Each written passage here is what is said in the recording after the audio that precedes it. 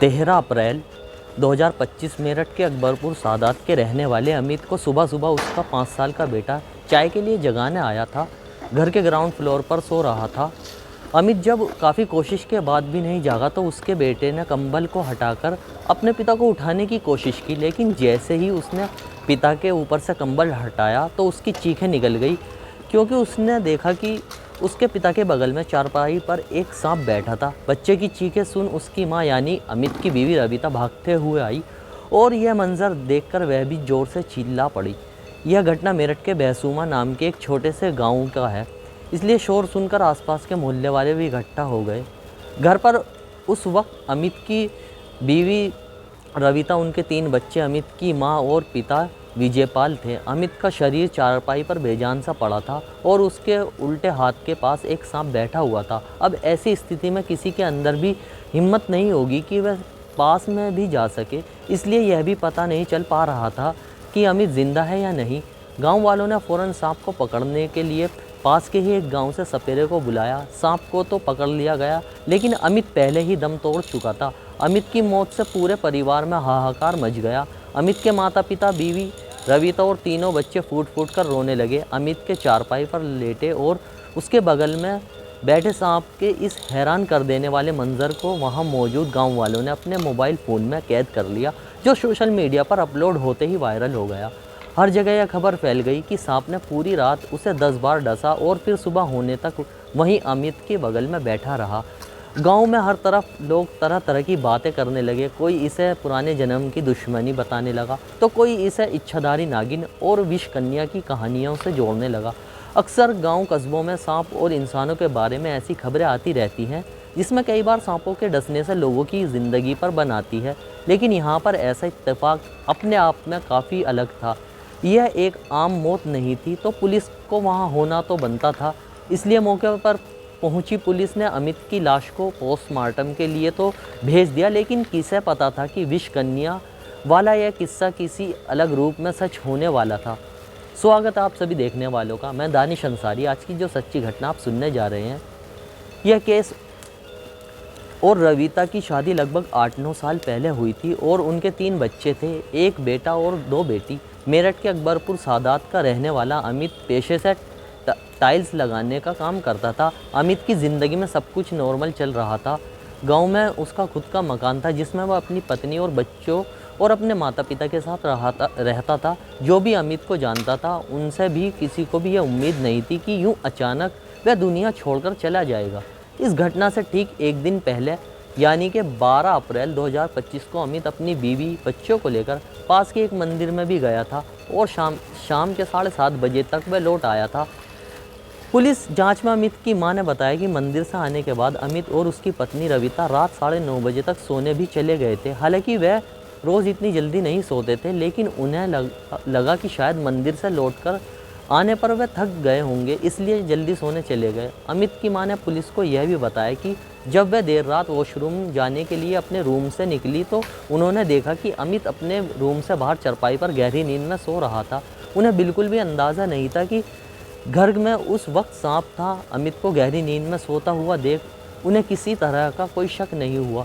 अब देखने में तो यह एक आसान सा सांप के काटने का केस लग रहा था, जिसमें पुलिस की अमित की मौत के 2 दिन बाद तक भी ऐसा कुछ नहीं मिला जिसमें किसी को भी शक हो। अब तक तो सबकी नज़रों में इसका गुनहगार वह सांप ही था, लेकिन 2 दिन बाद 16 अप्रैल 2025 को आई पोस्टमार्टम रिपोर्ट ने इस केस की तस्वीर ही बदल दी, क्योंकि पोस्टमार्टम रिपोर्ट के अनुसार अमित की मौत सांप के जहर से नहीं बल्कि स्ट्रैंगुलेशन यानी गला घोटने से हुई थी। अब तो सांप ने तो उसका गला नहीं घोटा था, यानी किसी न किसी ने तो रात के अंधेरे में अमित का मर्डर कर दिया था। अकबरपुर सादात जैसे छोटे से गांव में कत्ल भी सभी के दिल में दहशत भर दी। पुलिस ने जांच शुरू की और अमित के परिवार से लेकर पड़ोस तक सबसे पूछताछ की, क्योंकि गांव कस्बों में कोई भी बात आसानी से छुपती नहीं है। इसलिए इसी दौरान पुलिस के कानों तक जो बात पहुंची उसके आधार पर पुलिस ने एक टीम ने अमित के घर जाकर उसकी पत्नी और रविता को अपनी गिरफ्त में लेकर पूछताछ करना शुरू किया। मेरठ में ही इस जगह से केवल 35 किलोमीटर दूर हुए मुस्कान सौरभ ड्रम केस से लोग पहले ही हैरान थे। ऊपर से अब एक और पत्नी का यूं हिरासत में लिए जाना अपने आप में एक सनसनी बन गया। लेकिन इससे ज़्यादा चौंकाने वाला तो यह खुलासे थे जो रविता ने पूछताछ में उगलने शुरू किए थे। ऐसे खुलासे जिसने आखिरकार लोगों की इच्छाधारी नागिन और विषकन्या वाली बात को सच साबित कर दिया था। लेकिन इससे पहले साल 2024 की अमित की मुलाकात अमरदीप नाम के शख्स से हुई थी। अमरदीप भी अमित की तरह टाइल्स लगाने का काम करता था।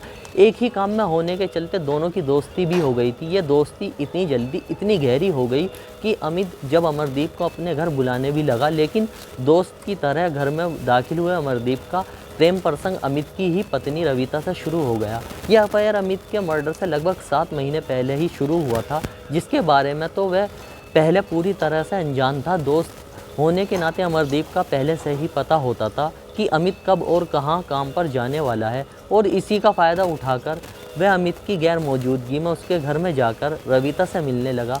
दोनों उसी घर में सबसे छुपकर मिला करते थे और किसी को भनक तक नहीं लग पाती, क्योंकि बच्चे काफ़ी छोटे थे और रविता के सास ससुर बूढ़े और बीमार। जहाँ रविता के ससुर को फालिस था, वहीं सास को भी ठीक से सुनाई नहीं देता था। लेकिन रोज़ रोज़ ऐसी बातों को आसपास और मोहल्ले वालों से छुपाना मुश्किल होता है, और वह अमूमन ऐसी गड़बड़ी को लोग पकड़ ही लेते हैं। अक्सर किसी भी शादीशुदा जोड़े का किसी और से प्रेम प्रसंग होना पति और पत्नी के रिश्ते को ख़राब करने लगता है। दोनों के बीच रिश्ते धीरे धीरे बिगड़ने लगे और उनके बीच अचानक मनमुटाव या लड़ाई होने लग जाए, और यही अमित और रविता के बीच भी होने लगा था। ऊपर से अमित के कानों तक गांव वालों से रविता के करैक्टर को लेकर यह बात भी पहुंच गई। अमित ने जब रविता का फ़ोन चेक किया तो उसमें मिले अमरदीप के मैसेज से यह साबित भी हो गया। अमित ने जब इस बात को लेकर रविता से पूछा तो दोनों के बीच झगड़ा शुरू हो गया। बात गाली गलौज से हाथापाई तक पहुंच गई। अमित का गुस्सा सिर्फ रविता पर ही नहीं बल्कि अमरदीप पर भी उतरा, और होता भी क्यों ना, आखिरकार जिसे दोस्त समझकर अपने घर में बुलाया उसने उसी की ज़िंदगी में दरार डाल दी। 20 मार्च को इसी बात को लेकर अमित और अमरदीप के बीच मारपीट हुई, जिसमें अमित ने अमरदीप को बुरी तरह से पीटा भी, और जिस वजह से अमर के हाथ में चोट भी आ गई और धमकी भी दी कि वह दोबारा उसके या उसके परिवार के आसपास भी नज़र न आए। अमित ने रविता पर भी घर से निकलने को लेकर पाबंदियां लगा दी थी। अमित को लगा था कि शायद ऐसा करने से सब कुछ ठीक हो जाएगा, लेकिन यह उसकी सबसे बड़ी गलतफहमी थी, क्योंकि अक्सर हमने लोगों को ऐसे मामलों में दूसरों को मौका देने पर ज़िंदगी गंवाते देखा है।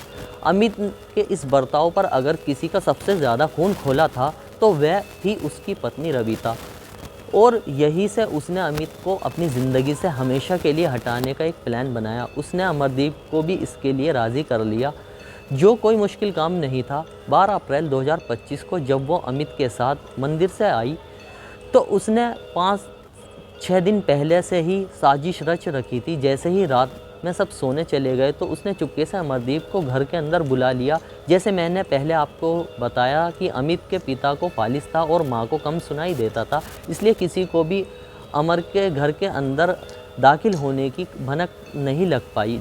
बच्चे वैसे भी पहली मंजिल पर सो रहे थे और अमित गहरी नींद में सो रहा था। ऐसे में मौके का फ़ायदा उठाकर रविता अचानक से अमित के सीने पर बैठकर उसका हाथ पकड़ लेती है और अमरदीप उसका गला दबाने लगता है। अमित की सांसें उखड़ रही थी और उसकी आंखों के सामने उसकी पत्नी उसकी मौत बनकर सवार थी। बेबस अमित अपने आप को छुड़ाने की नाकाम कोशिश करते हुए आखिरकार ज़िंदगी की जंग हार चुका था और रविता अपने मंसूबों पर कामयाब हो गई थी। पहले रविता का प्लान था कि जब अमित सो रहा हो तो वह एक जहरीला सांप लाकर उसके ऊपर छोड़ देगी ताकि सांप उसे काट ले और सबको यह लगने लगे कि सांप के काटने से ही अमित की मौत हो गई है। लेकिन फिर इस प्लान को लेकर रविता के दिल में कुछ शक आ गया कि क्या हुआ अगर सांप ने अमित को नहीं काटा। कहीं सांप भागकर घर में किसी कोने में चला जाए तो बच्चों के लिए भी खतरा हो जाएगा और इससे मची अफरा तफरी में भी अमित जाग सकता है। इसलिए रविता ने प्लान में एक बदलाव किया और उसी बदलाव के तहत जब दोनों ने अमित का गला घोंटकर उसे मार डाला तो उन्होंने पहले अमित की लाश को बाहर आंगन में चारपाई पर लेटाया और उस पर अमर ने झोले में से सांप को निकाला और सांप को रखकर ऊपर से कंबल ढक दिया ताकि गर्मी से कंबल से बाहर निकलने की कोशिश में सांप अमित को डस ले। यह सांप अमरदीप दूसरे गांव से एक शख्स से खरीद कर लाया था। देर रात जब अमित की मां वॉशरूम जाने के लिए अपने रूम से निकली थी तो इतनी गर्मी में कंबल ओढ़े बेटे को देखकर उन्हें थोड़ा अजीब तो लगा, लेकिन उसे गहरी नींद में सोता हुआ समझकर इस बात पर बिना ज़्यादा गौर किए वो वापस चली गई। लेकिन कहते हैं ना कि कातिल कितना भी शातिर क्यों ना हो, कहीं ना कहीं तो कोई गलती कर ही जाता है, और इस केस में भी ऐसा ही हुआ। मेरठ के पास एक गांव है महमूदपुर सिखेड़ा, जिसे सपेरों का गांव कहा जाता है, और इसी गांव के एक शख्स से उसने जागरण के नाम पर 1000 रुपये में यह सांप खरीदा था, जिसे घोड़ा पछाड़ धामन या इंडियन रेड स्नेक के नाम से जाना जाता है। घोड़ा पछाड़ नाम उसे उसकी फुर्ती और स्पीड की वजह से मिला है, लेकिन इसमें जहर नहीं होता है, और यही बात रविता और अमरदीप को पता थी। सबसे बड़ी बात तो यह वो भूल गए कि पोस्टमार्टम में तो सारा सच सामने आ ही जाता है। पोस्टमार्टम में किसी भी तरह के जहर का कोई जिक्र नहीं था, ऊपर से गले, चेहरे और होंठ पर चोट के निशान थे। पुलिस ने महमूदपुर गांव से प्रीतम नाथ नाम का एक सपेरे को भी पूछताछ के लिए उठा लिया, जिन्होंने बताया कि यह सांप उनके घर में आ गया था, जिसको उन्होंने पाल लिया था, और उनके घर से कृष्ण नाम का लड़का चुरा कर ले गया था, जिससे अमरदीप ने 1000 रुपये में वह सांप खरीदा था। पुलिस रविता और अमरदीप को अरेस्ट करके जेल भेज देती है, लेकिन रविता को अपने किए पर कोई पछतावा नहीं था। उल्टा उसने अपने ही पति अमित पर सारा इल्ज़ाम डाल दिया था। अगर हम एक पल को रविता की बात को सच मान भी लें तो क्या यह कदम सही हो जाएगा? और ऐसे में उन तीनों बच्चों का क्या कसूर, जिन्होंने आज अपने पिता के साथ साथ अपनी माँ को भी खो दिया? किसी की ज़िंदगी मिटाने से तो लाख गुना बेहतर है कि आप उसकी ज़िंदगी से हमेशा के लिए दूर हो जाएं। शायद जियो और जीने दो का मंत्र तो ऐसे लोगों को अपने दिमाग में ढंग से बिठा लेना चाहिए।